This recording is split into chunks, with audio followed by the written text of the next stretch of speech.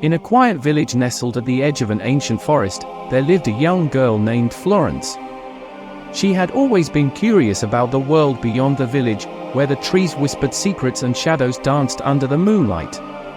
Her grandmother, who raised her, often warned her about the forest's dark past, but Florence's curiosity was insatiable.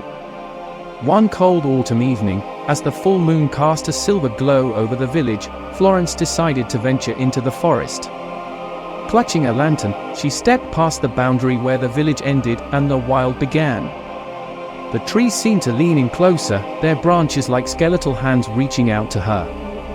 The path grew narrower and more twisted, the underbrush thickening as if trying to swallow her whole. As she walked deeper, Florence noticed an eerie silence. Not a single bird chirped, nor did any insects hum. It was as if the forest held its breath, waiting for something. The air grew colder, and Florence wrapped her cloak tighter around her. Suddenly, she stumbled upon a clearing where an old, crumbling mansion stood, bathed in the pale moonlight. The mansion's windows were dark and hollow, like empty eyes staring into her soul. Intrigued and a little frightened, Florence approached the mansion.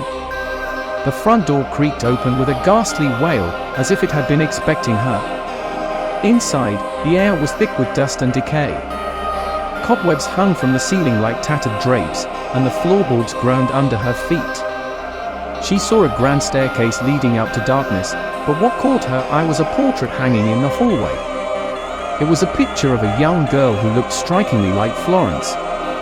Underneath the portrait, a name was inscribed, Isolde, as a shiver ran down Florence's spine. She had never heard of anyone named Isolde in her village, yet the resemblance was uncanny. Suddenly she felt a cold breeze and turned to see a shadow moving in the corner of her eye. She spun around, her heart pounding, but saw nothing. Determined to uncover the mystery, she continued exploring the mansion. In one of the rooms, she found an old diary, its pages yellowed and brittle. The diary belonged to Isolde, who had lived in the mansion centuries ago. As Florence read, she learned that Isolde had been a kind and curious girl, much like herself. However, one fateful night, she ventured into the forest and never returned. Her disappearance plunged the mansion into sorrow, and it was eventually abandoned. Florence's eyes widened as she read the final entry. It spoke of a dark presence in the forest, a creature that lured children with promises of adventure and secrets, only to trap them forever. The creature was said to feed on their fear, growing stronger with each soul it claimed. The last words in the diary were a desperate plea. "Beware the whispering witch." Just as Florence finished reading, the temperature in the room plummeted. She felt a cold breath on her neck and turned to see a figure standing in the doorway. It was a woman, her face hidden in shadow, but her eyes glowed with an unnatural light. The figure stepped forward, and Florence realized with horror that it was the girl from the portrait, Isolde. But there was something terribly wrong. Isolde's eyes were empty, her movements stiff and unnatural. "You shouldn't be here," Isolde whispered, her voice echoing as if coming from a great distance. "She knows you're here." "Who?" Florence asked, her voice trembling. "The whispering witch," Isolde replied. "She trapped me here and now she wants you too." Florence felt a surge of terror, but also a strange determination. "How do I escape?" she asked. Isolde pointed to the diary. "Find the hidden passage. It's the only way out. But beware, she will try to stop you." Florence grabbed the diary and frantically searched the room. She found a hidden latch behind the bookshelf, which revealed a dark tunnel. Without hesitation, she entered the passage, the sound of the mansion creaking ominously behind her. She could feel the presence of the whispering witch growing stronger, her whispers echoing through the walls, promising to show her secrets and wonders if only she would stay. Ignoring the witch's temptations, Florence pressed on, her lantern flickering as she moved deeper into the tunnel. The walls seemed to close in around her, and she could hear the distant cries of the children the witch had claimed. Their voices were filled with sorrow and fear, but Florence knew she couldn't stop. She had to find a way out. Finally, she saw a faint light ahead. She hurried towards it, emerging into a small hidden glade bathed in moonlight. In the center of the glade stood a stone altar with strange glowing runes.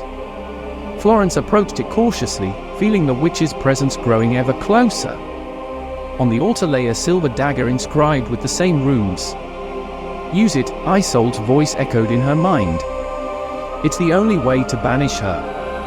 With trembling hands, Florence picked up the dagger.